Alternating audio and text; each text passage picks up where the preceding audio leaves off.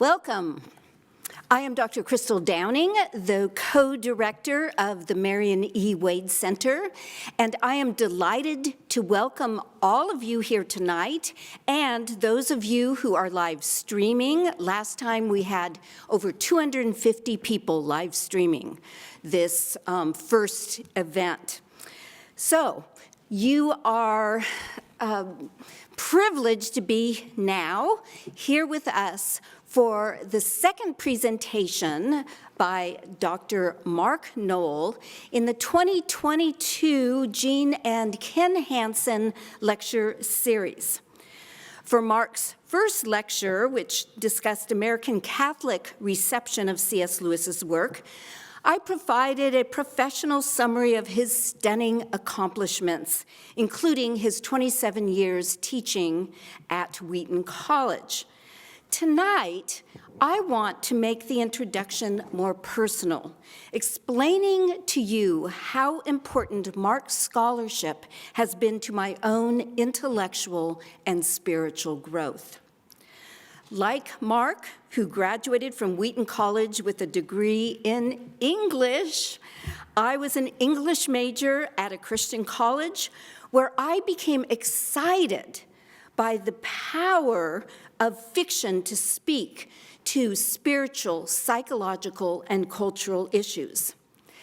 Now, Mark Noll had the added benefit of studying in the English department at Wheaton under Clyde Kilby, who started the C.S. Lewis collection, which is now known as the Marion E. Wade Center, and he started collecting while Mark was his student, but I am not presuming any cause and effect relationship there.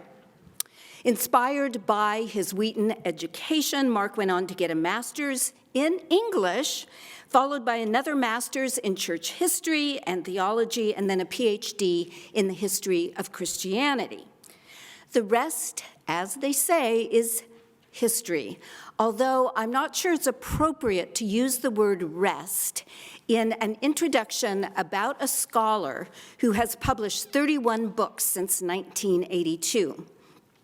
Furthermore, one of those books is the reason I am here today. Soon after I left UCLA to teach 19th century British literature at Messiah College in Pennsylvania, I started hearing about this guy named Mark Noll, a guy who was gutsy enough to discuss the problem of anti-intellectualism among American evangelicals. His book, called The Scandal of the Evangelical Mind, was a balm in the intellectual Gilead for many of my colleagues. And because of that book, I started writing not just about Romantic and Victorian literature, but also about the relationship between Christianity and culture, challenged by Mark's call for, quote, sober analysis of nature, human society, and the arts. Hence, the euphoria I experienced when Mark complimented my first book, which happened to be on Dorothy Sayers, the friend of C.S. Lewis, and then agreed to write blurbs for 2 subsequent books. In fact, I think the main reason Messiah College actually honored me with the title Distinguished Professor of English and Film Studies is because of my scholarship had been endorsed by the famous Mark Noll. All this to say, what a special honor it is to introduce his lecture tonight, entitled C.S. Lewis for American Scholars and the Popular Media. Immediately after he concludes, another person profoundly impacted by Mark Noll will provide a response. Dr. Kirk Farney, who is Vice President for Advancement, Vocation, and Alumni Engagement here at Wheaton, had the privilege of taking several courses from Mark Noll at Notre Dame, and frankly, I'm quite jealous. There, Kirk Farney earned his PhD in American religious history, Mark serving as his advisor. The result is Kirk's forthcoming book from InterVarsity Press titled Ministers of a New Medium, Broadcasting Theology in the Radio Ministries of Fulton J. Sheen and Walter A. Meyer. What makes Kirk's story all the more impressive, at least for a liberal arts wonk like myself, is that before joining the leadership team at Wheaton College, where he holds faculty status as an assistant professor of history, Kirk worked in the international banking arena for 26 years with roles at J.P. Morgan and related companies, which led him to traveling all over the world. But he was such an intellectual, he wanted more. I love that. So let me close with this fun fact. Kirk, Farney, and I discovered several months ago that we had essays published side by side in a 2013 issue of Books and Culture, mine on film, his about Fulton Sheen, titled A Sheen on the Pulpit. I am therefore honored to now work side by side with Kirk to advance the cause of Christ at Wheaton College, and I look forward to the sheen he will add to this pulpit tonight. But first, Mark Noll will give us the materials to start shining it up. After both presenters are finished, my co-director, David C. Downing, will come up to the stage and lead some question and answers. Dr. Farney will begin with a question to Dr. Noll. And meanwhile, you'll notice that there are microphones in the aisles. So after the initial questions, please feel free to go up to a microphone and ask your own questions. And then once we are all done, and as you noticed when you came in, there are relevant books for sale out in the foyer. So now, let us all welcome to the pulpit, Mark Noll.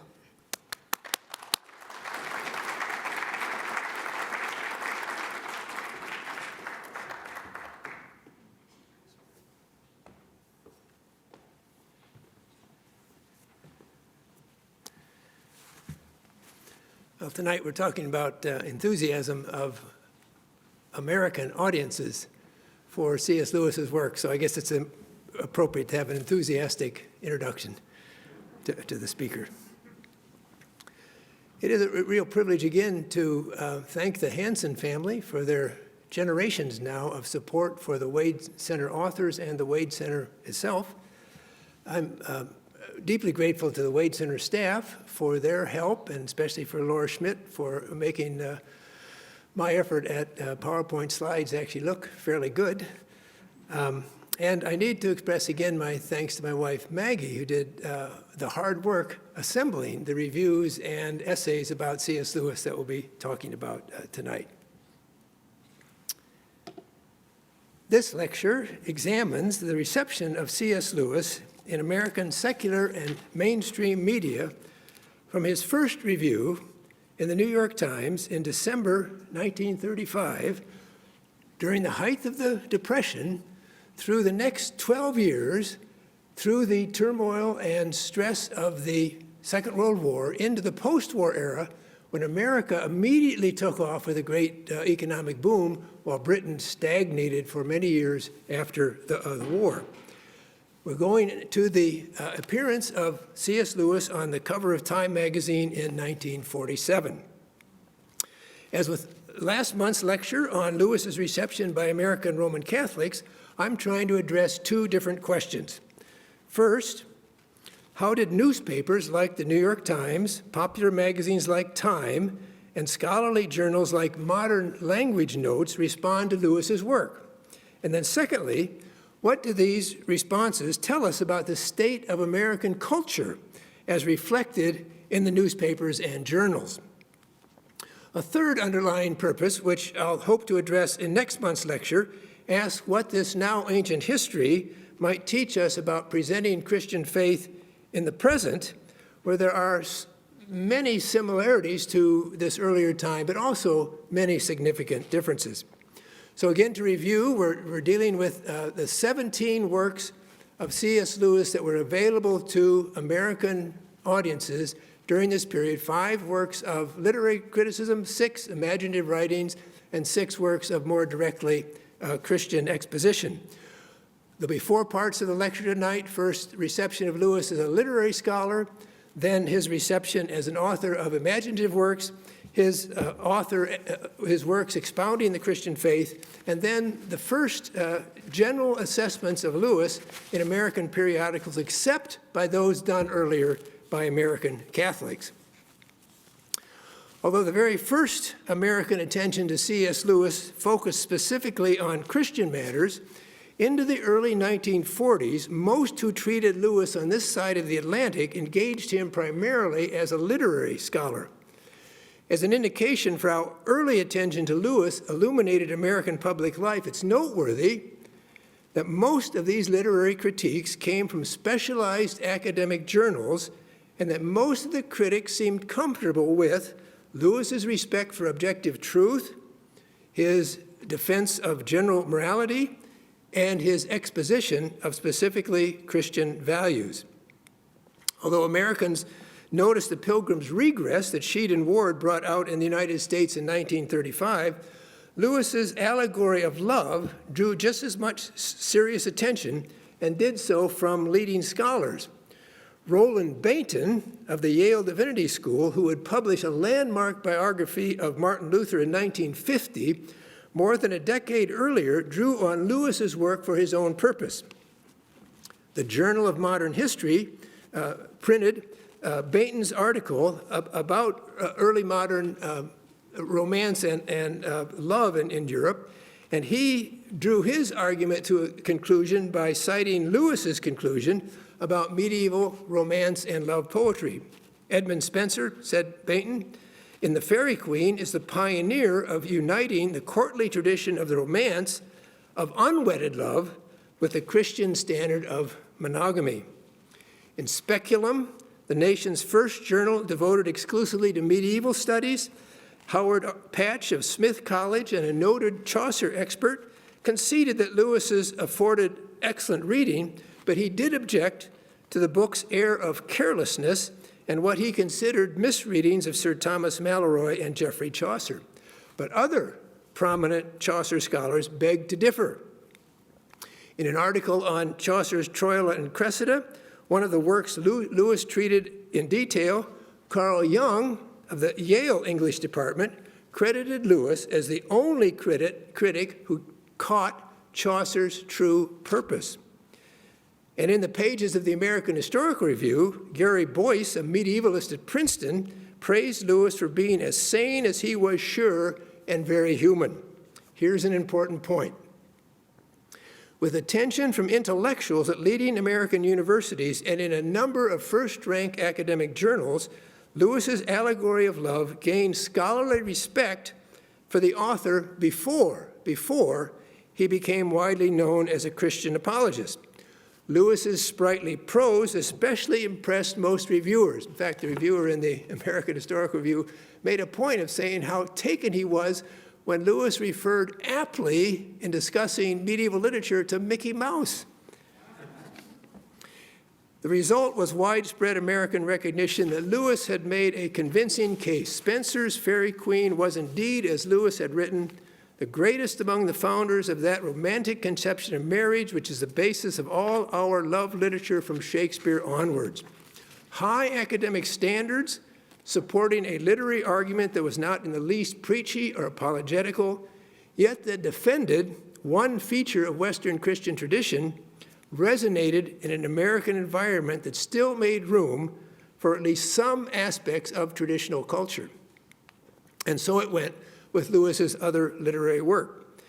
Opinions were mostly positive for the personal heresy, Lewis's debate with E.M.W. Tillyard on whether criticism of a poem should focus on the poet or the poet's subject matter. In 1936, Arthur O. Lovejoy of Johns Hopkins University had inaugurated an enduring tradition of American intellectual history with his book, The Great Chain of Being. 4 years later, he co-founded the Journal of the History of Ideas, for which he supplied the first article in the journal's first issue. This article, Reflections on the History of Ideas, included a strong commendation of the personal heresy, particularly the argumentative verve and skill with which Lewis lamented the steadily increasing role of biography in our literary studies. And after Thomas Merton's review of this work in the New York Times, which I mentioned last time, Lovejoy's was the most extensive American commendation of Lewis in this particular work. American reviewers were even more enthusiastic about Lewis's preface to Paradise Lost, which they noticed in the early 1940s, even as the Screwtape Letters burst onto the American scene. These favorable reviews emphasized what Lewis himself had stressed, that Milton's thought, when purged of its theology, does not exist. Soon, attention to Lewis's imaginative works and direct Christian expositions would eclipse consideration of his literary scholarship. Yet as enthusiasm for that later writing illuminates American popular culture, so also did the early reception of Lewis's literary scholarship shed light on the nation's intellectual life. It's first noteworthy that respect for Western Christian tradition and for philosophical realism remained alive despite the growing popularity of John Dewey's morally relativistic pragmatism and the middlebrow vogue in psychology for Freud. Lewis's reputation as a literary scholar also shows that learning in the United States during the 1940s was not yet completely professionalized. Neither Arthur O. Lovejoy or Lewis himself had earned the PhD. And although the accessible brilliance of Lewis's prose did set him apart, many learned Americans, like Lovejoy and Roland Wheaton, also wrote books grounded in careful scholarship that they hoped would be read outside of the academy.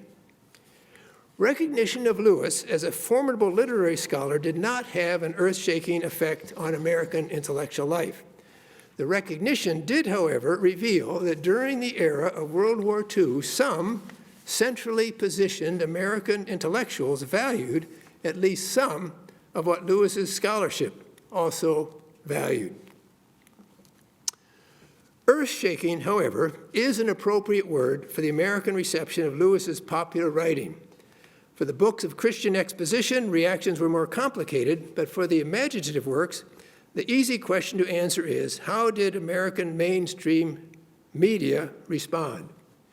The simple answer is, with only a few qualifications, they loved these books, even loved them ecstatically.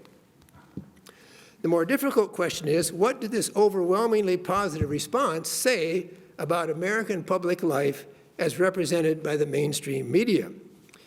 In 1944, an author in the Chicago Tribune opined that for all the publicity lavished on the recently published Screwtape Letters, readers had overlooked The Pilgrim's Regress, which he called a glorious dream story in the best Bunyan tradition, and possibly Lewis's masterpiece.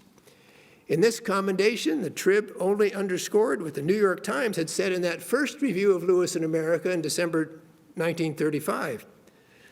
To those not convincingly materialistic in their outlook, it will give new viewpoints. To many, it will seem like a fresh wind blowing across arid wastes. About the Screwtape Letters, the Times expressed a more cautious judgment. What the New World will think of it in contrast to British excitement remains to be seen.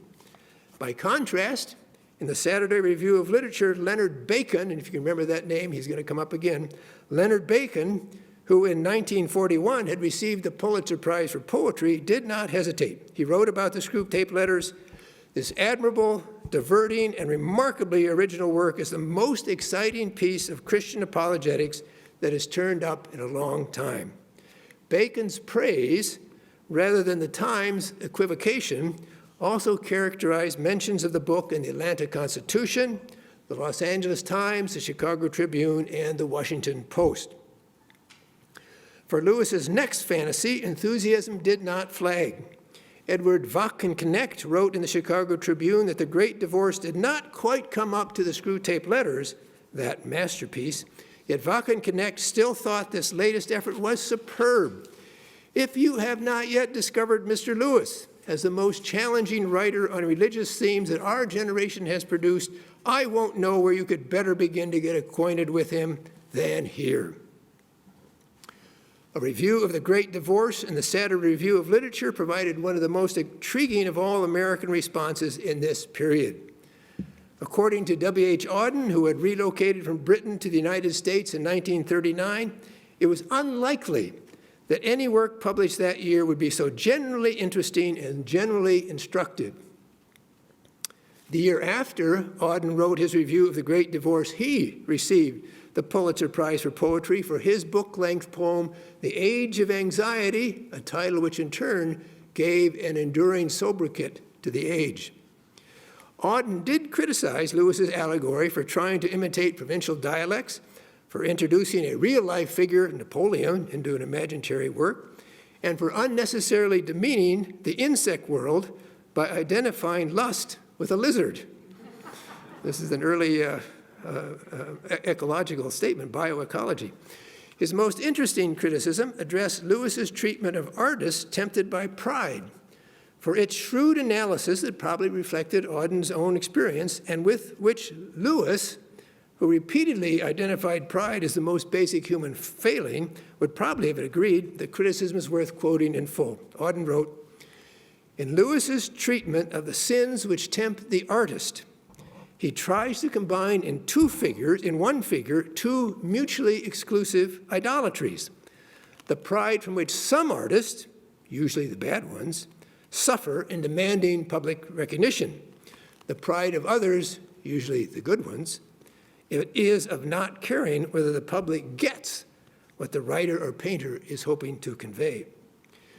Critique notwithstanding, Auden's review ended by stressing all the positive merits of the work and by wishing that those like myself who take delight in Mr. Lewis's writing would also read Charles Williams, a writer as unjustly ignored by American publishers as Mr. Lewis is widely and deservedly recognized. Although Auden's particularly discerning review of The Great Divorce delved more deeply than other assessments, his appreciation spoke for almost all treatments in the nation's mainstream press. For those who picked up these imaginative works, the result was particularly both enjoyment and edification. Judgments about the space trilogy, well, we'll get the space trilogy, maybe. This is a technology of the 21st, second, 20, whatever it is. There's the space trilogy. Judgments about the space trilogy ranged more widely, but with the main difference lying only between those who offered tempered approval and those who expressed all-out enthusiasm. Enthusiasm from the Saturday Review of Literature, the New York Herald Tribune, and the Chicago Tribune was the word when Macmillan published an American edition of Out of the Silent Planet in September 1943. Only the New York Times hesitated. While enjoying the author's Miltonic love of light, its reviewer thought that the novel lacks humor. Most utopias do. Concerning Perelandra, the main New York reviewing papers liked it, but only moderately. The Times held that the story's bare intellectual bones made it read in spots like a nocturnal argument conducted in the second year of theological school, but other reviewers were more positive. The Christian Science Monitor wrote that Perelandra displays Lewis's great narrative and descriptive powers, and the Chicago Tribune thought that it was a crystal clear well of thought. In the Saturday Review of Literature, Leonard Bacon once again pulled out all the stops. His assessment of Perelandra appeared in an issue with an image of Lewis on the cover, 3.5 years before he graced the cover of Time magazine. The cover also has a short statement, which you probably can't make out, that talked about Lewis's captivating myth. The review by Bacon inside called Lewis one of the most exciting and satisfactory writers who has come to the surface out of the maelstrom of these turbulent times. Although most reviews of That Hideous Strength judged it as somewhat inferior to the two previous novels, this time a review in the New York Times led the chorus of praise. The most eloquent, witty, learned, and altogether brilliant literary champion of the Christian religion now writing is C.S. Lewis. And this novel is written with such fire and dash, such space and skill, that much of its peculiar symbolism goes down painlessly. Its constant moralizing is so honest, so penetrating in its understanding of men and society, that it does not repel as didactic writing so often does in fiction. When thinking about what the responses I have documented to Lewis's allegories in his science fiction tell us about the American situation of the era, the most obvious point is probably the most important. These works of imaginative fiction receive steady, widespread, and basically positive attention in the United States' most prominent print media, including book reviews in the national newspapers of record, the New York Times and the New York Herald Tribune. Those who managed these media and those who wrote for them may have been surprised to find such lively works conveying such obvious Christian intention. But once past the surprise, the media focused mostly on how well these works accomplished those intentions. The nation's public sphere may have been preoccupied with current events and may have left behind the instinctive Christian habits of earlier generation, yet that public sphere could still respond positively to Christian writing when it was artfully framed.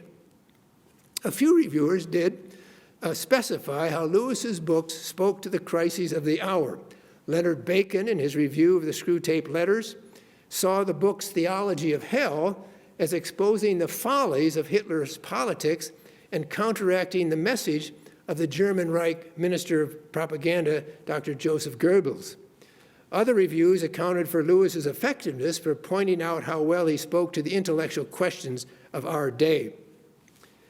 Mostly, however, the response to Lewis's imaginative work showed that gatekeepers for the nation's public media could celebrate skillful writing, even if that writing was chock full of traditional Christian themes.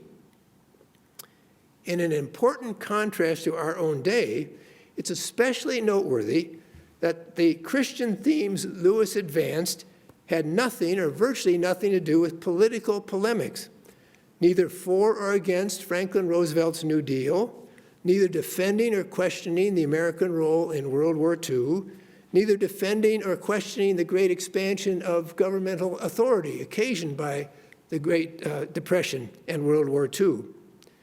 Although Lewis certainly had opinions on these matters, they did not shape his books in obvious ways. So it was that reviewers returned time after time to the sparkle, the imaginative verve, and the unobtrusive brilliance of Lewis's work. Leonard Bacon's encomium in his treatment of Perelandra was unusual, but only in doubling down on what most other reviewers said. He wrote, "Lewis has a powerful, discriminating, and in the proper sense of the word, poetic mind, startling wit, an overwhelming imagination, a charming and disarming naivete, and the capacity to express himself best described by saying, he can write." Recognition of that sheer creative exuberance lay behind the many literary comparisons found in reviews. As with several of Lewis's Catholic readers, writers in the mainstream press also likened him to G.K. Chesterton. The New York Times enthusiastic review of That Hideous Strength compared this book favorably to Aldous Huxley's Brave New World from 1932. But where Huxley in that famous story communicated cynical despair, the Times wrote that Lewis, as a devout Christian, was convinced that he knows the answer to the moral crisis of modern man. We're going to talk a little bit about Chad Walsh later, but one of the first essays that Chad Walsh actually published on Lewis was a fairly substantial comparison of Lewis and Aldous Huxley. And many of you will know here that both of those two writers, Lewis and Huxley, died on November 22nd, 1963, the day of John F. Kennedy's assassination. A number of critics praised Lewis's space novels as worthy successors to the works of H.G. Wells, the first great writer of science fiction in English. Americans would have been especially keen to hear that commendation because of how fresh the memory remained of a national sensation from only a few years before. In 1938, Orson Welles had produced a radio drama of H.G. Wells' The War of the Worlds that convinced many listeners that the Martians were actually descending on New Jersey. To liken the author of Out of the Silent Planet or Paralander to H.G. Wells was a compliment indeed. In sum, mastery of the writer's craft, put creatively in service to ideas that enjoyed only a precarious hold on the educated public, could nonetheless gain a hearing for those ideas. From that conclusion came the surprising judgment from gatekeepers of the American mind that effective Christian allegory might not be an out-of-date relic of the past, and that science fiction could deliver far more than simply a hypothetical view of the future. Lewis's works of straightforward Christian exposition, along with the Abolition of Man and its refinement of arguments for objective moral law, generated the era's widest range of critical opinion, though with positive responses still outnumbering the negative. Lewis's two key contentions in these works extrapolated the main motifs of his autobiographical allegory, The Pilgrim's Regress. First, human reasoning is impossible without acknowledging the instinctive human acceptance of objective moral principles. In other words, all humans everywhere have always sensed a fundamental difference between what they consider right and what they consider wrong. Second, the elements of traditional Christianity shared by most ecclesiastical traditions built naturally on this instinctive human conviction to provide a persuasive account of life in general and specific ethical ideals for life in the world. In other words, Orthodox Christian faith provides exactly what humans long for once they realize that only divine revelation from beyond themselves can satisfy that longing. The mainstream media responded to both of these claims, though with less attention to Lewis on objective moral law than provided by the Catholics, and less concern for the details of Lewis's depiction of Christianity than offered by his Protestant reviewers. Still, coverage was extensive and perhaps surprisingly mostly positive. In the 18 months between September 1943 and March 1945, Macmillan published the 3 short books of Lewis's broadcast talks that in 1952 would be amalgamated into Mere Christianity. The case for Christianity began by appealing to general human awareness of principles of right and wrong before sketching what Christians of all sorts believed, especially about the deity of Christ. Christian behavior described moral principles including the classical cardinal virtues, chastity outside of marriage and fidelity within, and then hope and faith. As if anticipating W.H. Auden's later criticism of the Great Divorce, this book also devoted an entire chapter to the special dangers of pride. Beyond Personality explained the Trinity, the timelessness of God, the Holy Spirit, the incarnation and resurrection of Christ, and the possibility of believers sharing the life of Christ. Unlike several reviewers of Lewis's imaginative works, responses to the 3 expository volumes did not invoke the World War as a context for Lewis's arguments. One of the first reviews of the case for Christianity appeared in the New York Herald Tribune from John Haynes Holmes, an indefatigable Unitarian reformer who had helped found both the NAACP and the ACLU. Haynes did praise Lewis for his clear depiction of the natural law, but then he scored the book's second half for what he called an almost incredibly naive statement of Christian theology. Yet 2 years later, this Unitarian reformer, again for the same paper, the New York Herald Tribune, Haynes had nothing but praise for Beyond Personality, a work marked by clarity of thought, simplicity of expression, and a magic which makes plain the most abstruse problems of theological speculation. A reviewer of Beyond Personality in an academic journal, ironically titled The Personalist, did mock Lewis by paraphrasing his presentation of Christianity as, "You can't understand it, so you take it upon the authority of one who reports what the Christian view is." But other reviews of these works sang a different tune. To the New York Times, Christian behavior was full of searching, kindly, and shrewd observations. Altogether, a highly intelligent, little religious book, far bigger than its size. The Times offered a similar judgment on Beyond Personality by saying its pages are crowded, as ever, with apt illustration, humorous ways of putting things, and searching rejoinders to negative plausibilities. One of several reviews of Lewis's book in the Theosophical Forum chimed in by describing this same book as the clear, original, and sincere thoughts of one to whom Christianity is evidently a living way of vital experience. This positive review in the Theosophical Review, along with the same journal's commendation of several of others of Lewis's works, should be of particular interest to a Wade Center audience.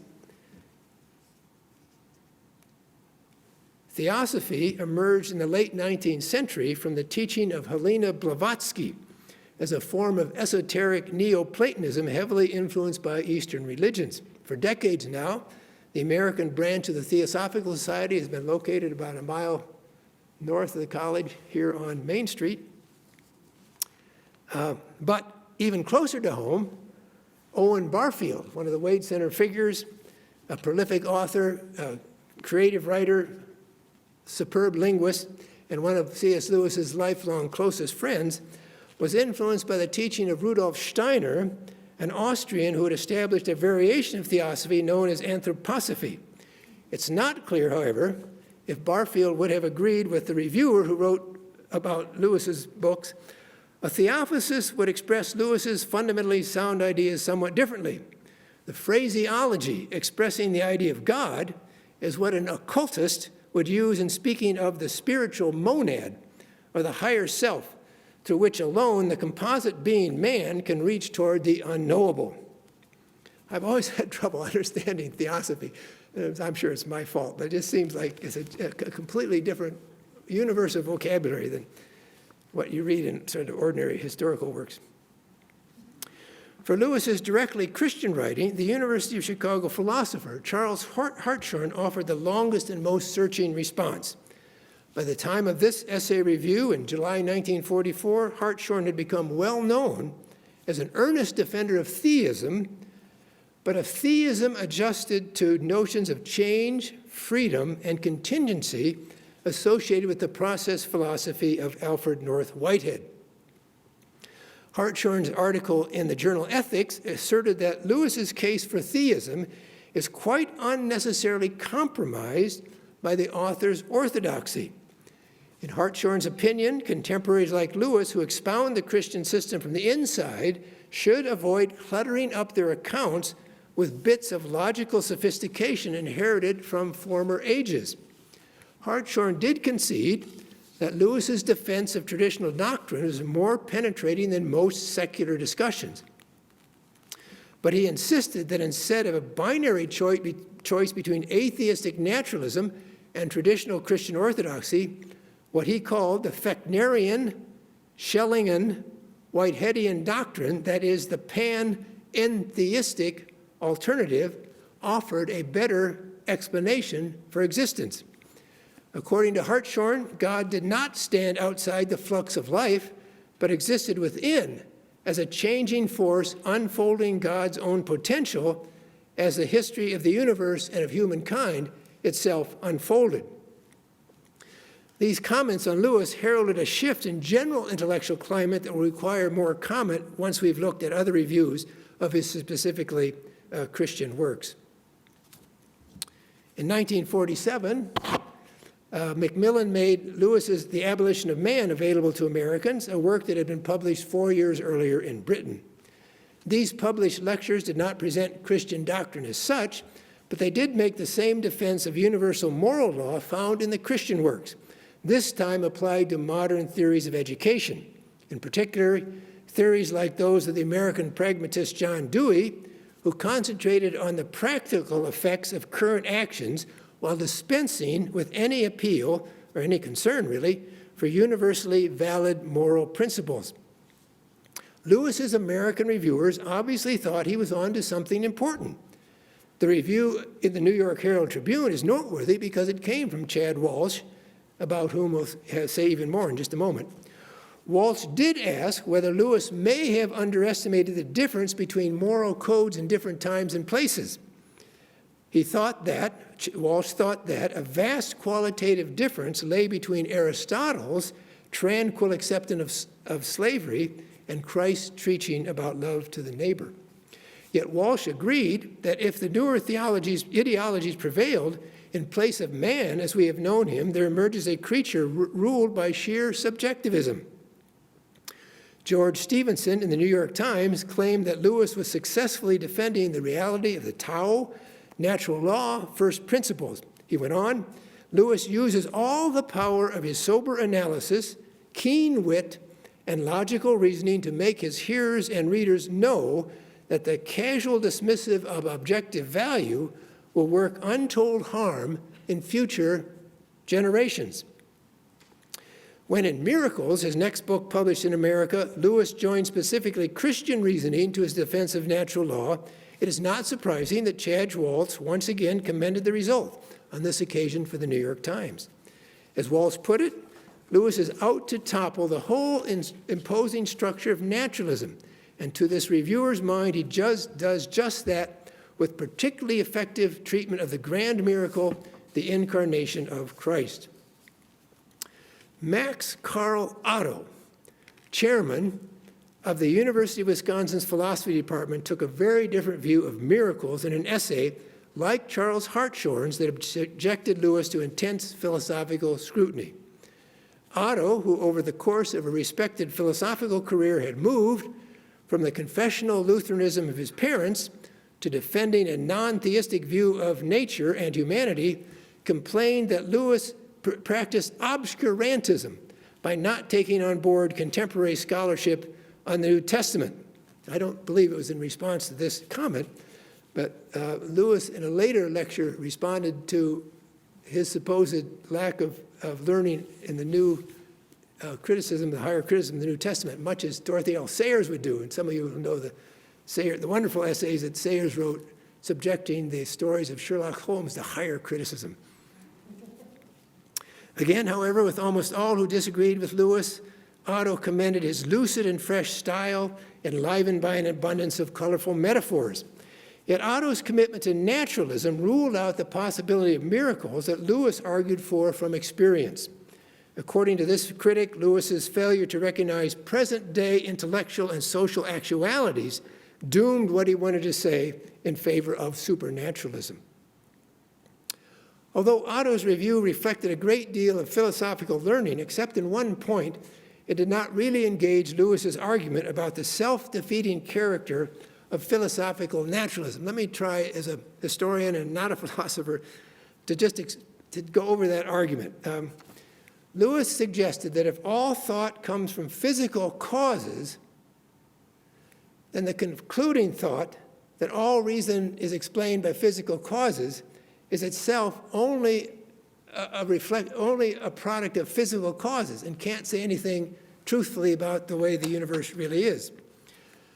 Some of you will know that Alvin Plantinga in recent years has called the theory of naturalistic evolution a self-defeater for claiming to derive a universal truth from physical processes incapable of asserting any claims about universal truth. The one point where Otto did engage Lewis's arguments concerned the claim that atheistic naturalism was irrational. Otto contended that Lewis's argument represented a willful refusal to understand what philosophical naturalists actually claimed. Just a couple years later, in 1948, the Catholic Oxford philosopher Elizabeth Anscombe would make a similar complaint, which led Lewis to make a small revision in later editions of Miracles to accept Anscombe's distinction between the invalidity of irrational arguments and the potential validity of non-rational arguments within their own sphere of discourse. I'm willing to leave that kind of precise argument to the philosophers. For our purposes, the lengthy review of Lewis's work by Charles Hartshorne, the advocate of process philosophy, and Max Otto, the advocate of philosophical naturalism, revealed something important about the intellectual climate in which Lewis was being read. Otto's criticism pointed backwards. It engaged Lewis on terrain that Lewis had covered many times, an intellectual battlefield where the combatants took for granted they were competing to discover a single truth about humankind and the world. The debate focused on where that truth would come from following science, from first ruling out the possibility of divine revelation, or, as with Lewis, from appealing to objective moral perceptions. For much of the reading public to our day, straightforward competing claims about the truth have remained very important, as indicated by the ongoing popularity of Lewis's book, Mere Christianity. Its arguments about discerning the truth have obviously remained persuasive for many in the terms that Lewis provided. By contrast, Hartshorne's essay, as well as the relativistic educational schemes Lewis attacked in The Abolition of Man, suggested that the philosophical universe in which Lewis had come to faith, and which he exploited to advance his Christian convictions, was under assault. Hartshorne suggested that God, as a source of life, hope, and truth, changed in response to developments in the universe. Educational pragmatists dispense with notions of universal truth altogether. Both anticipated claims about the situated character of all knowledge that within a generation or slightly more would lead some influential thinkers to speak about conditions of postmodernity, replacing the convictions of Enlightenment modernity. These later claims would explain the relative character of supposed truth as arising from the unequal exercise of power or from some other this-worldly force. These claims have been naturalistic like Otto's, but they have contended for a fluid understanding of truth like Hartshorne's. Yet in the decade surrounding World War II, the traditional expectation that serious thinking and research would yield a single truth continued for the most part to prevail. Significantly, the matters that most concerned Catholic and Protestant readers responding to Lewis remained important to critics writing for secular publications. Pathways between the upper regions of American intellectual culture and American Christian churches were still wide open. And now just a few words on general assessments of Lewis's work that were published in these periodicals in these years.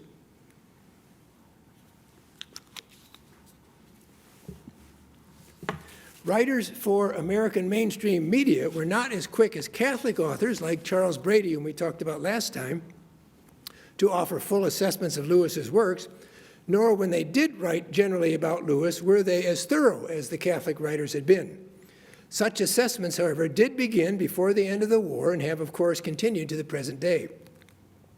About the character of American public life at the time, the general accounts show that a receptive but not unanimous audience could respond positively to traditional Christian writing if that writing was fresh, compelling, and unusually creative.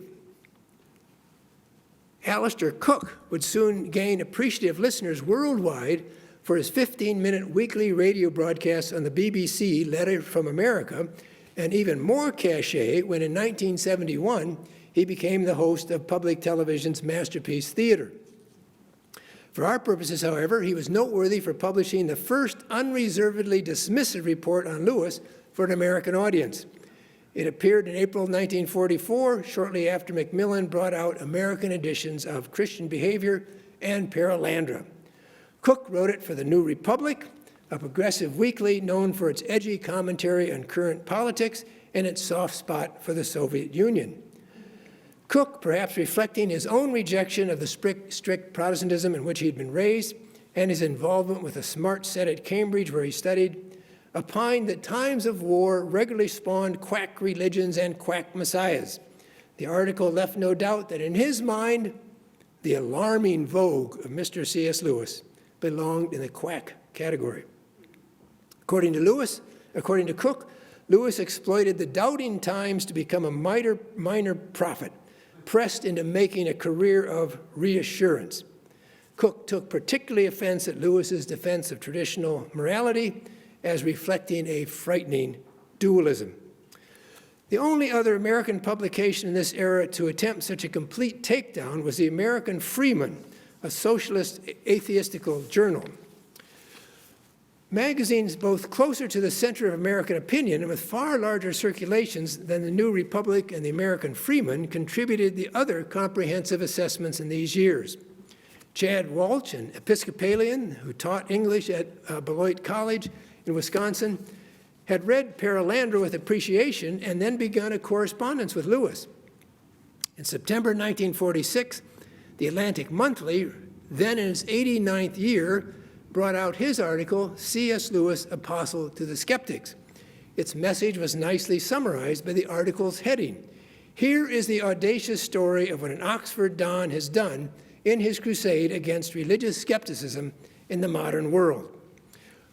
Walsh reported not quite accurately that Lewis seemed to have escaped the attention of most professional critics, but he carefully specified Lewis's traditional theological convictions. After mentioning Dorothy L. Sayers as his most popular rival, the article concluded by prophesying that if Christianity revives in England and America, the odds are that it may bear strong traces of the gospel according to C.S. Lewis. Encouraged by his wife, Eva, and after a personal visit to Oxford and Lewis in the summer of 1948, Walsh expanded this article into the first full-length book about C.S. Lewis. Time magazine, co-founded by Henry Luce shortly after the First World War, had become by the 1940s the nation's best-selling news weekly. It was known for its worldwide coverage, but also its quasi-sensationalistic fascination with celebrities, sports, and Hollywood. Time began reviewing Lewis in April 1943 with a favorable notice of the Screwtape Letters, and it continued to review his books thereafter. A typical paragraph in Time's review of Christian behavior illustrates the jaunty, near insouciance sought by the magazine in all its writings. Reluctant believer, red-cheeked, balding, Belfast-born, Clive Staple Lewis, 45, has been tutor and lecturer at Oxford's Magdalen College since 1925, teaches medieval English literature. His lectures are an Oxford rarity. They are jam-packed. During World War II, he served in France with the Somerset Light Infantry, was invalided home. His aunt, says he, was relieved to learn that the wound in his back came from a misdirected British shell and was not an indication that he'd been running away from the Germans. For its issue of September 8, 1947, Lewis's portrait joined the roster of world and American notables that had featured on the magazine's cover since its founding. The issue's lengthy word portrait described Lewis as one of the most influential spokesmen for Christianity in the English world. It called him a latter-day G.K. Chesterton, who with others, T.S. Eliot, Graham Greene, Dorothy L. Sayers, was fueling the new surge of curiosity about Christianity. The article offered a brief commendation of Lewis's recently published books, Miracles, and noted also some criticism of that book by colleagues of Lewis in Oxford. In general, the dominant tone of the Time article portrait, however, was appreciative. Lewis was one of a growing number of heretics, it said, among modern intellectuals, an intellectual who actually believes in God. The United States mainstream culture by the late 1940s, Time magazine had become the equivalent of the Catholic bishops in guarding the faithful against ideas that lacked Henry Luce's nihil obstat and imprimatur, nothing objectionable, and therefore allowed. Luce, co-founder and publisher of Time, was said to exert more influence on public opinion than even President Truman.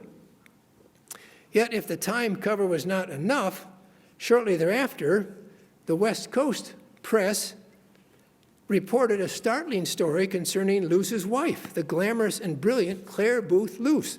This Luce, after gaining fame as an editor of Vanity Fair, a playwright, a member of Congress, a source of unending gossip about her love affairs, and a fixture in the annual list of most admired American women, had recently made a well-publicized conversion to Catholic Christianity.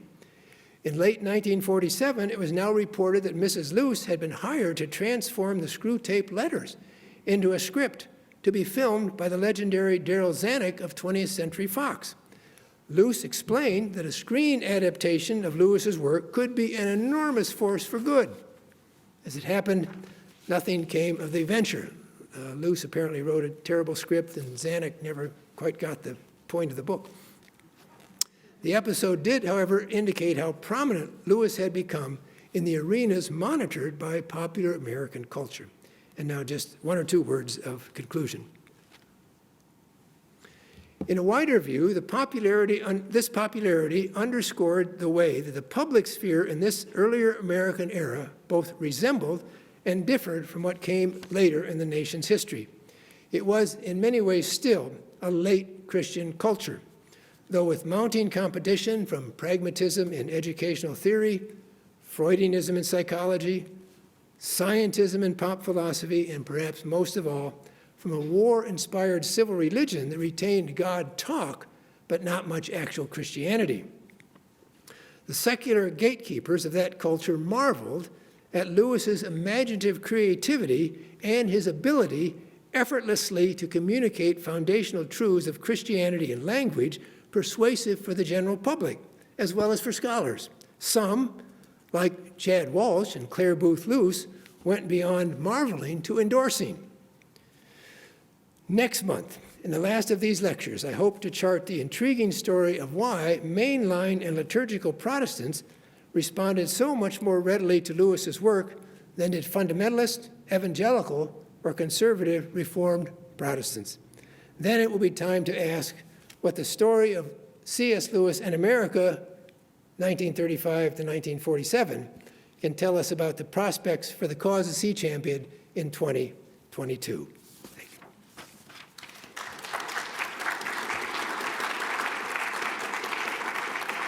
Ooh.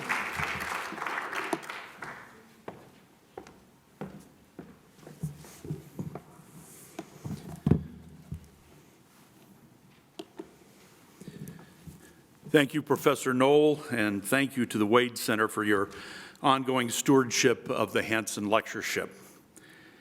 As Dr. Noll has demonstrated, commentators within the American Academy and the mainstream media, notwithstanding certain vocal critics, found much to like in C.S. Lewis's literary output. While I find the academic receptivity to be noteworthy, I will focus my remarks on the mainstream media response. The openness to, the respect for, and even the endorsement of Lewis's work, with both its subtle and not so subtle Christian themes, invite further exploration. Such reaction from writers and editors within the mainstream media reflects not only something about the mindset of these cultural contributors, but also something about their perceptions of their readers' interests. It is not hard to understand why Lewis's literary craftsmanship across genres generated appeal. However, the earth-shaking reception of his publications, as mainstream media loved them ecstatically, to use Mark's characterizations, tells us that something beyond good writing is going on here. As noted, a Chicago Tribune columnist labeled Lewis the most challenging writer on religious themes that our generation has produced. And there, I contend, is what must be understood about Lewis's appeal and the cultural atmosphere into which he spoke. During the 30s and 40s, a vast number of Americans wanted their minds challenged, and in many cases their souls stirred on matters relating to religious truth claims. While perspectival divides existed between modernists and fundamentalists, Protestants and papists, and scoffers and saints, the quest for genuine truth by ordinary people was downright robust. During this age of anxiety, Americans wanted something into which they could place their trust, and many were open to that coming from religious sources. My own research of this era has focused on the cultural impact of two earth-shaking network radio preachers, Walter Maier of the Lutheran Hour and Fulton Sheen of the Catholic Hour. During this period, these two purveyors of divine wisdom broadcast their messages coast to coast to receptive, ethereal congregants weekly. Their preaching, albeit eloquent and inspiring, was challenging in remarkable ways. Each week, millions of listeners tuned in to hear anything but dumbed down or feel-good religion. If C.S. Lewis was the most challenging writer on religious themes of the generation, Sheen and Meyer were arguably the most challenging speakers playing that role. Fulton Sheen, who held a Ph.D. from the University of Louvain, was a priest and philosophy professor at the Catholic University of America. Walter Meyer, a Harvard Ph.D. in Semitics, was a Missouri Synod Lutheran minister and professor of Old Testament at Concordia Seminary. When they both took to the airwaves in 1930, it was far from certain that their broadcast would attract many listeners. These two highly educated clerics set out to preach objective, enduring truth at a time when many perceive such ideas as having fallen out of fashion in the face of modern skepticism, scientific advances, trending pragmatism, and loosening societal strictures. Yet the response their programs generated tells us that millions of Americans shared their concerns about the lubricious state of truth. The broad embrace of Lewis's expositions on truth seemed to have been another manifestation of such concerns. Sheen fretted that temporalism had displaced eternal perspectives in way too many quarters. Even religion, he noted, has drunk deep of the intoxicating draughts of temporalism and is now reeling. Modern philosophy has become so obsessed with the notion that it teaches with unbuttoned pride that there is no such thing as truth with a capital T. For truth is ambulatory. We make it as we go. It depends on the time in which we live. Similarly, Meyer observed that when the present restless, disillusioned world echoes Pontius Pilate's query of Jesus, "What is truth?" people often ask the question with a calculated seriousness that is born of distrust and suspicion. He lamented that there is a haze of doubt and uncertainty that rises from the smokescreen of the modernist delusion, by which the verities of our faith disappear into the black barrage of human speculation.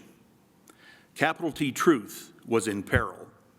Meyer and Sheen were not bashful about calling out the culprits in this state of affairs. They were particularly displeased with the modernist skeptics within the church itself. Just when they were certain that the church should be doubling down on the immutable nature of God's truth, ecclesiastical insiders only added to the confusion.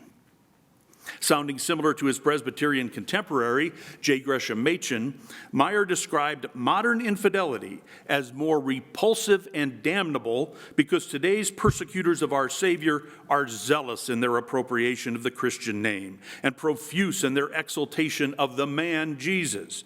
Today, opposition to Christ is disguised as the modern message of the Christian church. Mock loyalty to Christ is the traitorous spirit beneath the Judas kiss.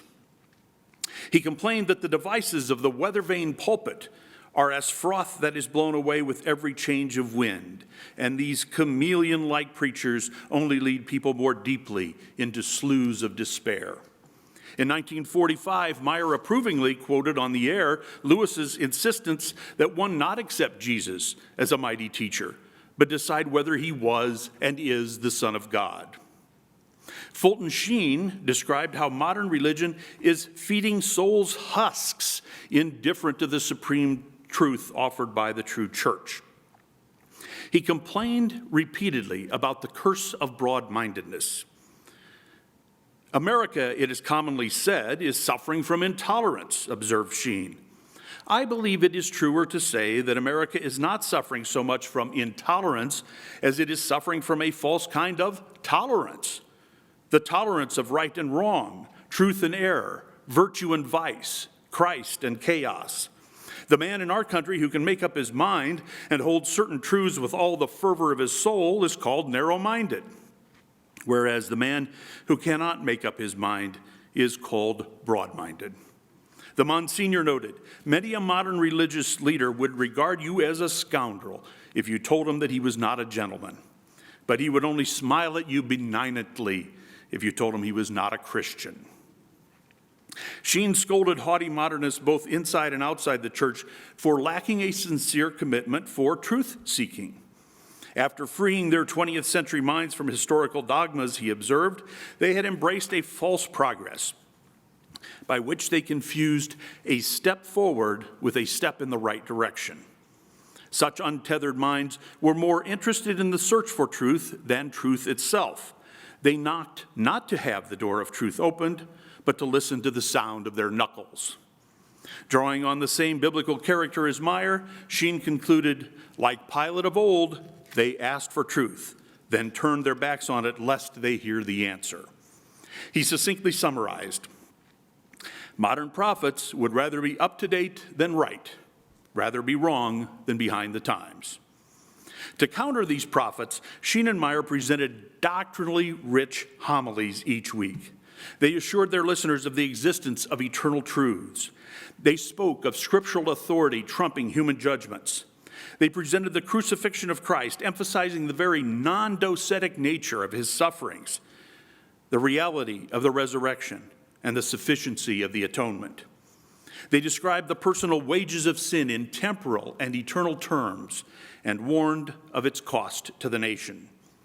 Notwithstanding such law-oriented rhetoric, however, what made these clerics so effective was the equal fervor with which they proclaimed the gospel, assuring their listeners of the abundant grace that awaited the penitent.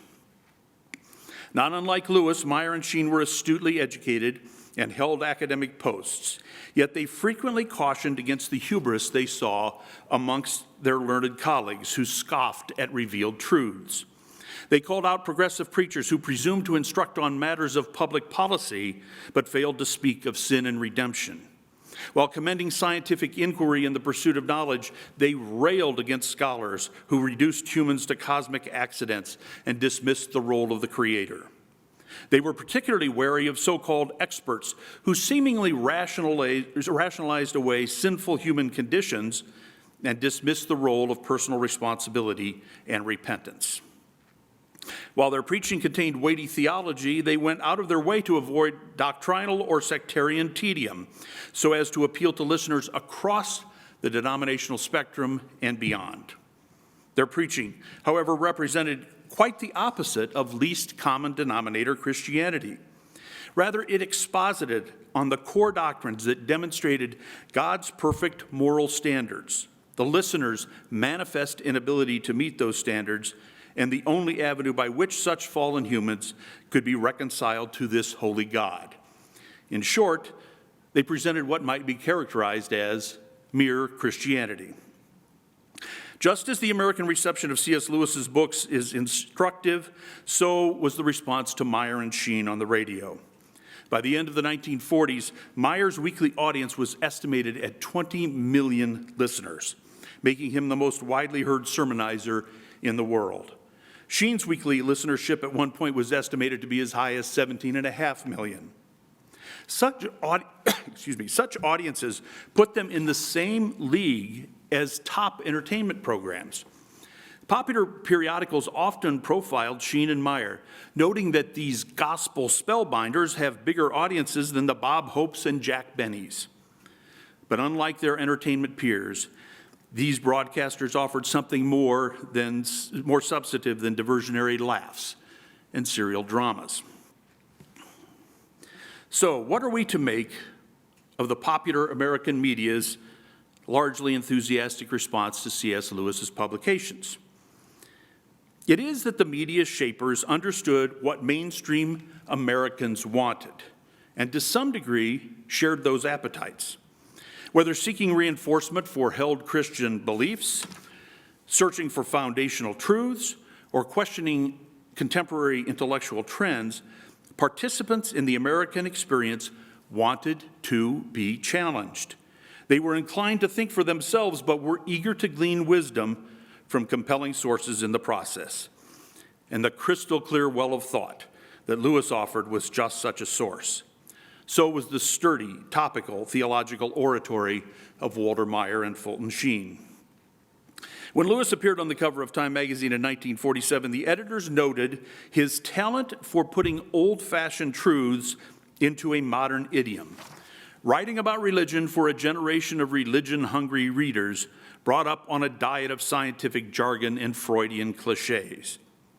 Father James McGuire, as Dr. Noll noted in last month's lecture, put it more succinctly by observing that Lewis just said very many things that desperately needed to be said. The culture into which Lewis, Meyer, and Sheen spoke largely concluded the same for all three.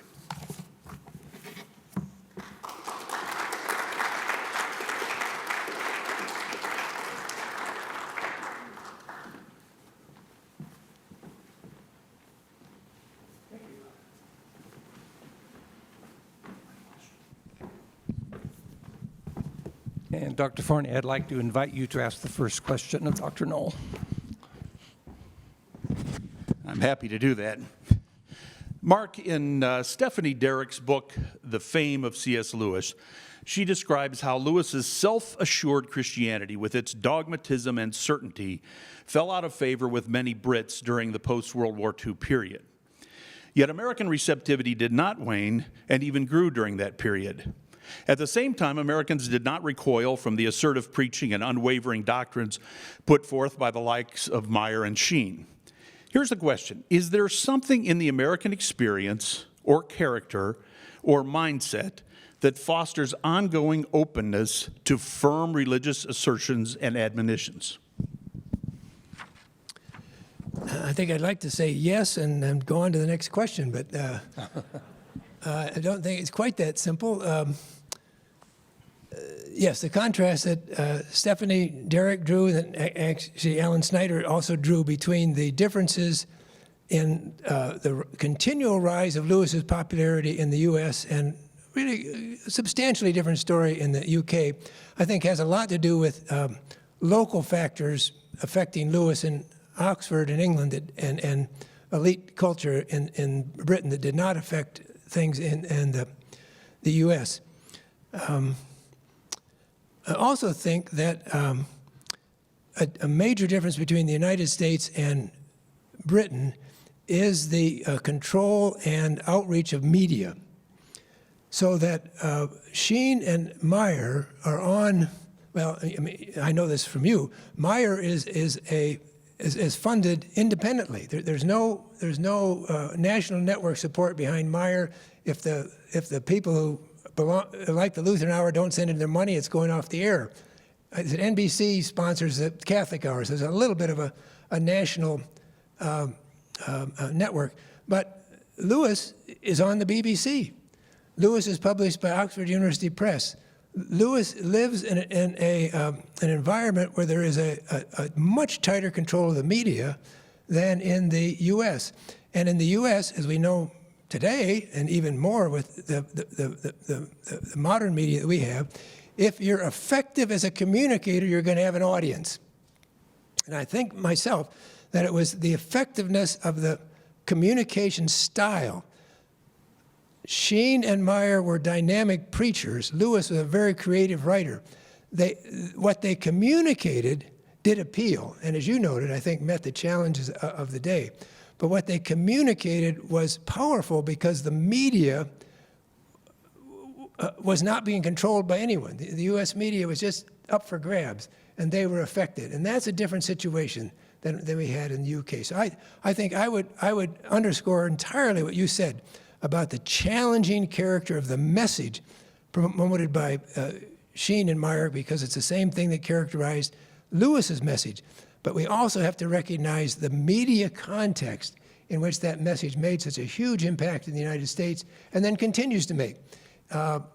David and Alan and Crystal and other experts at the Wade Center could talk about the publishing phenomena of C.S. Lewis in the 50s and following. Just everybody wants a piece of Lewis in the United States, right? I mean, which is a slightly different situation than in the UK.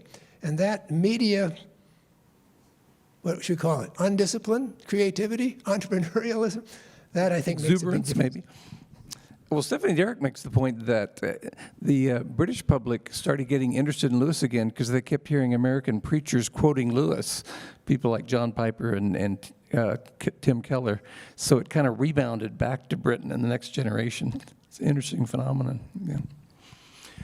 We do have microphones there in the aisles if you'd like to approach and make a question. I see Alan Snyder is here with us tonight. He wrote the book, C.S. Lewis Comes to America, about many Americans who were very influenced by C.S. Lewis. I wanted to mention that Lewis didn't like that Time magazine article. It mentioned something about him having a reputation as a misogynist, which he didn't appreciate. And he said in a letter, you know, to ask a journalist to tell the truth is just as impossible as asking a dog to do mathematics. So he actually didn't like that review. Most of it seems positive to us. A good compliment to tonight's lecture. I'm hoping for a fourth lecture. Can you go back for after the third? Of British reviewers. There's a good sampling in Walter Hooper's companion and guide to British reviews of a lot of the different books. One of the most famous, C.E.M. Joad, said, Lewis makes righteousness readable. So there's a lot of good material there on how the British reviewers responded. One of the most negative was Charles Williams of Screwtape Letters. He says, very wittily written, but he doesn't actually explain what the devil is actually up to, which raises the question, well, Charles, how do you know what the devil's actually up to? I think I worry a little bit that Charles felt he understood Satan's motives in his psychology. I've got a question for Kirk about the Sheen and Meyer, and particularly with respect to your the point, which I know is well documented in your book, that their presentation of Christianity came close to the mere Christianity that Lewis advocated. In other words, supernatural, Nicene, Trinitarian, but not too much more. Not a whole lot on not much on the doctrine of Scripture. But I'm particularly interested in whether Sheen, in his public broadcast, would have made the same appeal to the church as the proper communicator of Christianity that some of the Catholic critics made of Lewis, even sometimes they appreciated him very much. Yeah, it was, in the case of Sheen, he was very good at making sure, as a matter of fact, he even said when they started the Catholic Hour that his goal was to reach non-Catholics. So, I mean, he was very mindful of that. And yet, he overstates that a bit because there are definitely some of his on-air sermons that were distinctly Catholic in their rhetoric and in their points, but not many. And so what he kept coming back to is he did refer to the church frequently. He wouldn't use the phrase on the air, one holy Catholic and apostolic church, but that's what he clearly meant. But he's nimble that way. I don't mean in a duplicitous way, but just in being situational, that sometimes when he said the church, it was very clear he meant the Church of Rome. But in more cases than not, he meant the church universal. Now, deep down inside, that still may have meant the Church of Rome to him, but he wanted to make sure that on the air he wasn't off-putting to the listeners he was trying to reach beyond the confines of Rome. Bob Goldsborough, I see you there at the microphone. Hi, can you hear me? Professor Noll, thank you so much for this lecture. This is fascinating and really just, I think it drew everyone here in. At the risk of elevating a minor character in this, I guess I'd love it if you could talk a little more about Chad Walsh. I think I've read up on Chad Walsh and I've been fascinated by his career arc toward becoming an Episcopal priest later. But what's interested me in his enthusiasm and fervor for Lewis in his early years, he was a relatively young man. I wondered if you knew or ever had a sense of what it was that really made him, drew him to Lewis so early and specifically made him sort of, one of the more early, I guess you'd call him forward relative to other academics of that era. Right. I'm guessing that the real C.S. Lewis experts will know better, but as we'll see at the next lecture, there is almost universal approval of Lewis in the what we would today call the mainstream Protestant press. So particularly younger ministers coming out of World War II who were, in our terms, still quite traditional in their Christian faith, were uneasy with the platitudes and the bromides in their traditions.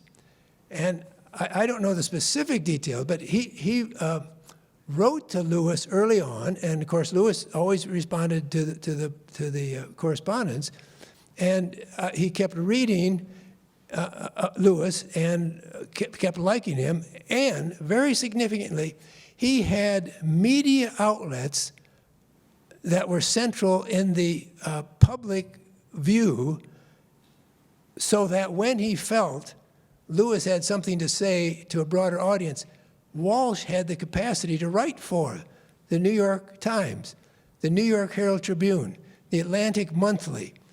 Next lecture was show that he wrote for what was called, it's a journal that became the Journal of the American Academy of Religion, but I think it was called something much more traditional at that time.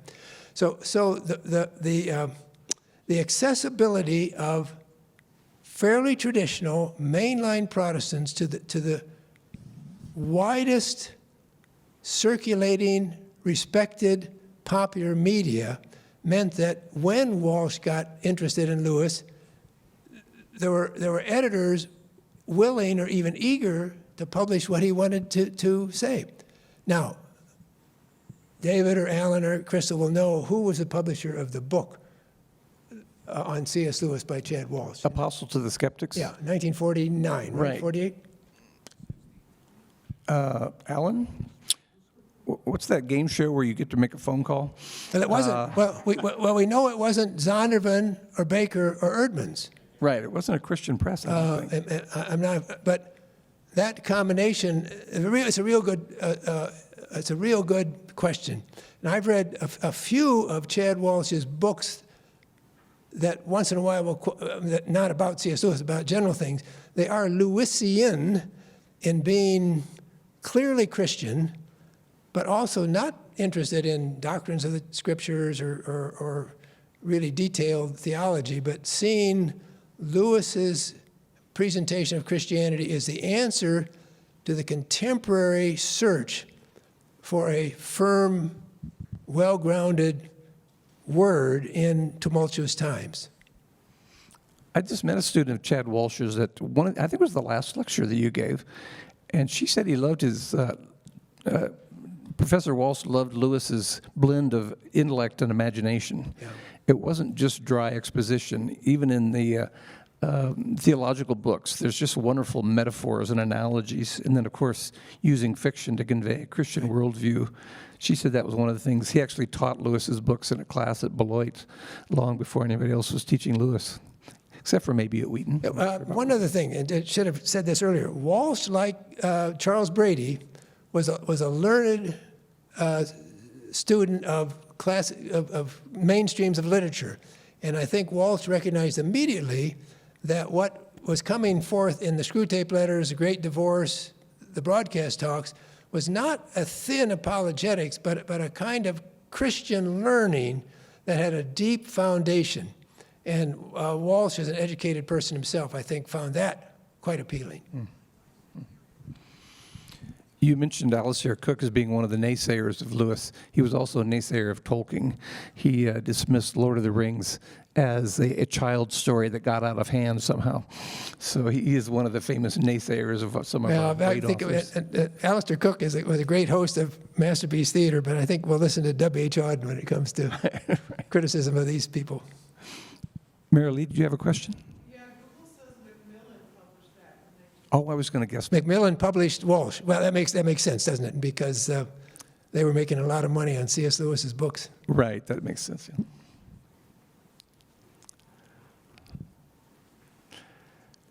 I wanted to mention, you had this analogy with G.K. Chesterton, and he was compared to Chesterton and H.G. Wells. And when they asked Chesterton what they thought of H.G. Wells, moving from science fiction and fantasy into polemics, mainly about socialism, Chesterton said, well, I'm afraid he sold his birthright for a pot of message. Very Chestertonian quip. That's called a spoonerism, isn't it? Right. Andy. All right. Kirk and Mark, thank you so much. This was great to hear you both. I just was curious on both of your takes that, Catholic reception, mainline Protestant reception, pretty fair. I mean, appreciative. But you look at, evangelicals. I mean, NAE. Sort of before that, United Evangelical Action, Publication, Cornelius Van Til. Were pretty critical. I mean, on a number of things, inerrancy. With Lewis, and this isn't to sort of toot Wheaton's horn, but there was a lot of ways that Wheaton really helped within the evangelical network with Fuller Seminary, Trinity Divinity School, helped bring back and sort of sanctioned Lewis in a lot of ways in the evangelical world. So I just wondered if you talk a little bit about that. Well, I say two things. Those of you who were thinking about coming to the next lecture don't have to come, because you've sort of, or you could say, since this is America where it pays to advertise, come next time and you'll hear an awful lot about these evangelical reservations. I don't know that I have a lot to respond to that. The thing that I find every time I look into this era, whether it's in relation to Lewis, whether it's in relation to radio preachers, whatever, is it's just so much more of a complex story than anyone wants to recognize. In 1960, Robert Handy wrote his famous essay in Church History on the religious depression, I think was the name of it, about the decline of religiosity, the decline of Christianity in the Great Depression. Right. And there certainly are facts that would affirm that, especially within mainline denominations, that people didn't go to churches often and what have you. But I would argue that these three people on the screen were filling that void in a different way at that time, and in a way that couldn't have been filled before, especially on the radio, technologically, as well as just transatlantic publication. And yet there's also the narrative that, after the 20s, the modernists kind of took over everything and the fundamentalists went and hid in their corner. Well, I think there's so much in these stories here that would indicate that's way, way too simplistic. I mean, it's probably not even accurate. There may have been pieces of it that were accurate. But I think we need to always make sure we're appreciating the complexity of what was going on in there. And to your evangelical question, I mean, I think there are a lot of complex things going on as evangelicalism to some extent is emerging from fundamentalism, and certain redefinitions are occurring there. So I don't have a very succinct answer, but I think we have to appreciate the complexity. No, actually, a very good question that deserves a more serious answer than I gave. And one of the angles is that for both Catholics and mainline Protestants, the older American assumption that religious leaders would also be leaders in the culture prevailed.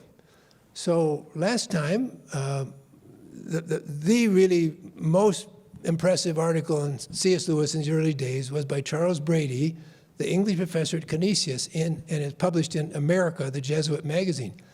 But Brady also reviewed, I don't think he reviewed in the New York Times up to 47, but then he reviewed Paralandra, one of the books in the New York Times.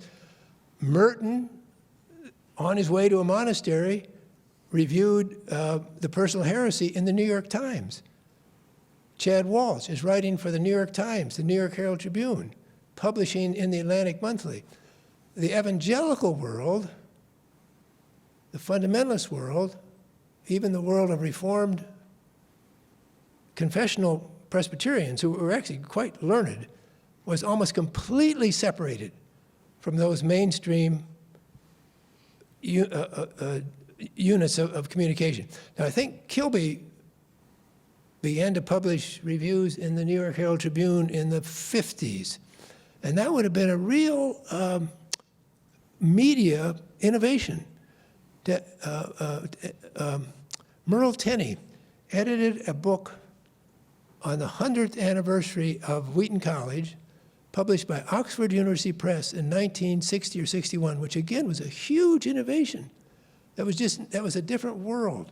So I think the separatism that for good reasons and bad reasons had gone into American fundamentalism, and that continued to influence the new evangelicals, that separatism was a separatism that affected many, many dimensions of life, including media access.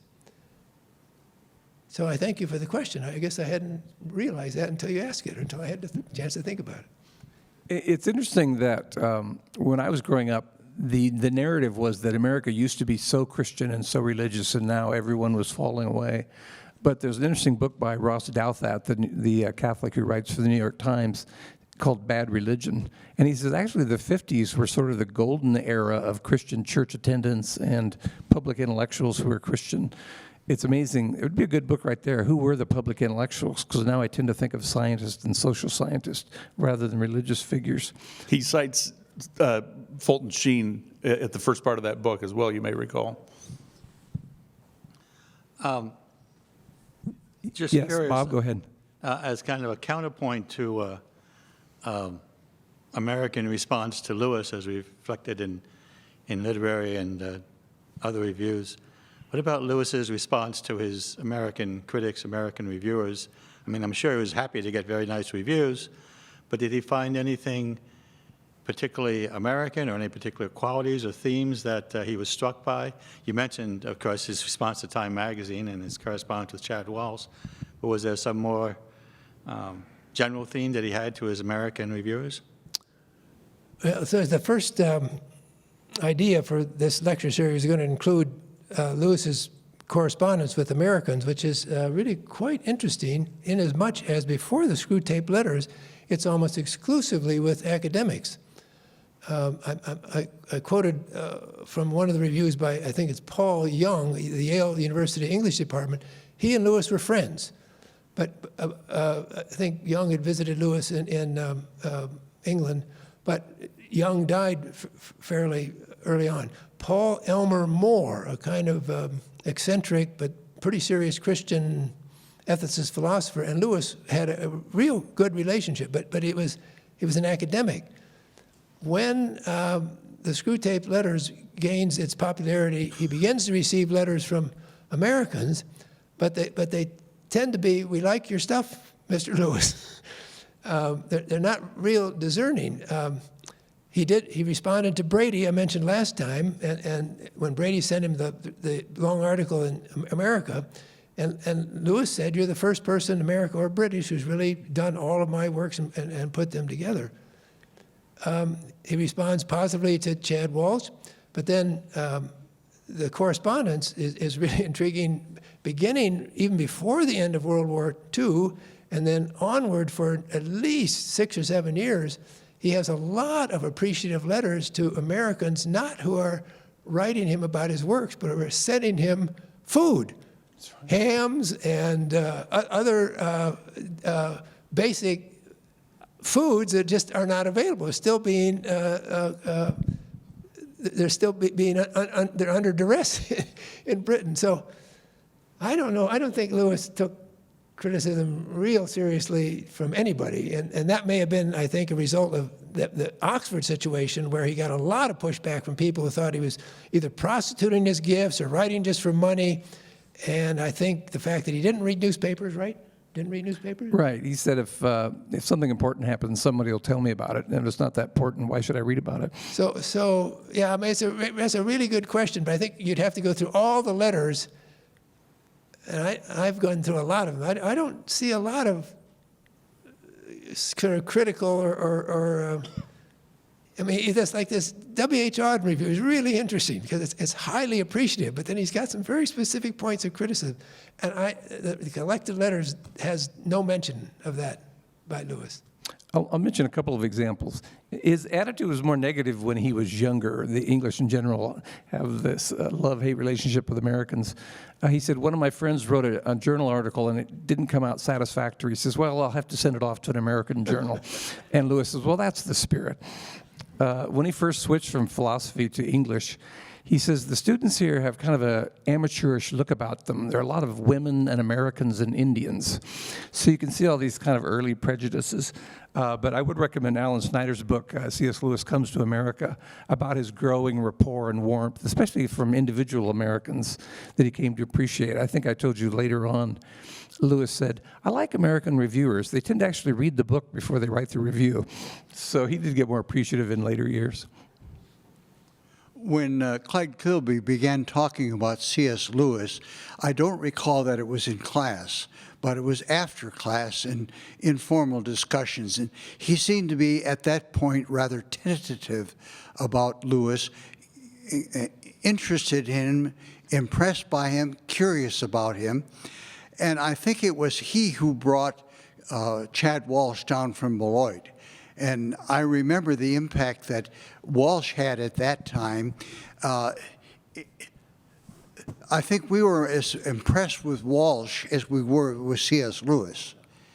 And it was the positive way that he spoke, Chad Walsh spoke of C.S. Lewis, that seemed to make sense to C.S. Lewis. Speaking for myself, Screwtape letters at that point was all I knew about C.S. Lewis, and it was a lot of fun. But we weren't taking him too seriously. And I think it's after, actually, that Chad Walsh was come down was a very different kind of chapel speaker than Victor Edmond had brought into chapel services. And it was refreshing and shocking at the same time. But he made sense, and maybe Chad Walsh had a greater impact on Wheaton students initially than Clyde Kilby did, but then he opened it the way for Clyde Kilby to talk more openly about, and more positively and promotively about C.S. Lewis. That's a really interesting comment, and I think that's probably a good place to stop. But let me just add that, again, since this is America when it pays to advertise, next lecture I'll actually point out to a Wheaton undergraduate, a young woman who everybody knows about, who was one of the very first people to begin to publicize, to speak appreciatively of C.S. Lewis. The Wheaton College Record had a positive short article on something by Lewis in 1944, but that would have been at a time when very few other neo-evangelical outlets had that kind of positive thing to say. And that lecture will be March 17th, and the respondent will be Dr. Amy Peeler from the Political Science Department. So tune in for the third chapter of this series. Thank you so much for coming out this evening.